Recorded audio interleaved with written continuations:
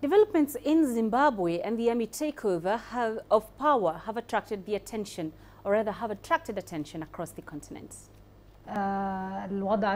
Egypt is closely monitoring the situation in Zimbabwe and is calling on all sides to avoid escalation.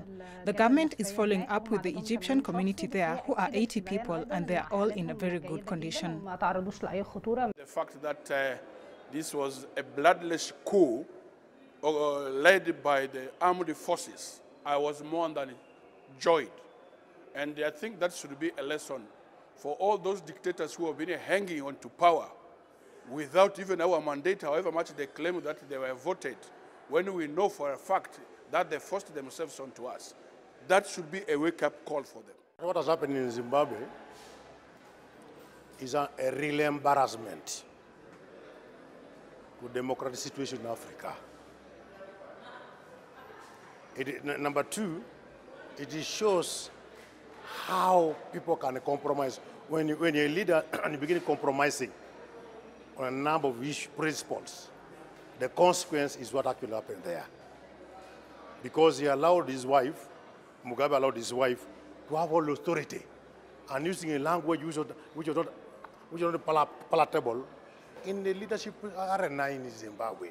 I do think we need to stick together and be united at this time. We do need to work together to progress and actually uplift Africa. So I do think there is a sense of responsibility on South Africa to give a hand to those in Zimbabwe that actually need the help. South Africa also must be involved, because that president from Robert Mugabe, he took that country a long time ago, and we can see a lot of people is suffering there.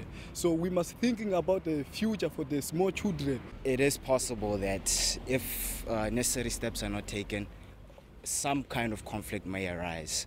So I feel that from a political point of view, the nation should really come together and just find a way forward.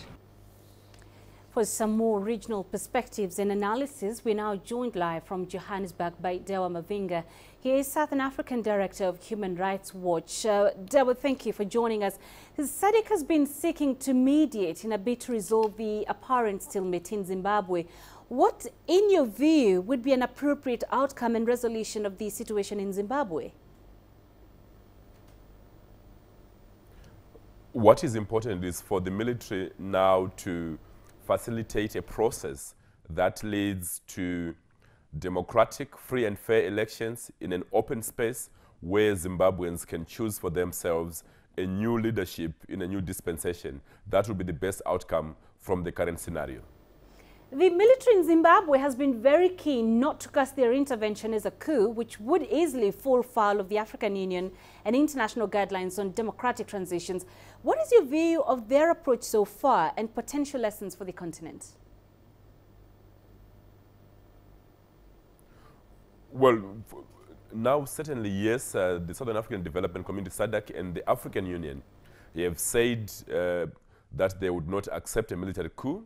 And so what this means for Zimbabwe is that the military should work with President Mugabe, who they say remains as president at the moment, to have a process where he voluntarily steps down and allows for a transition which is constitutional, because it is important that whatever government that emerges from this process is acceptable to Zimbabweans and to the regional and international community. And in that regard, this is important to work with Mugabe to ensure that it is constitutional, either through his voluntary resignation or a process of impeachment by Parliament.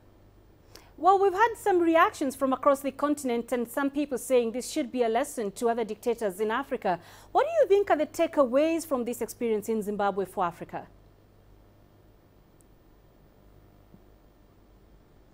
Well, yes, certainly it is an important lesson to other authoritarian regimes and dictators across Africa.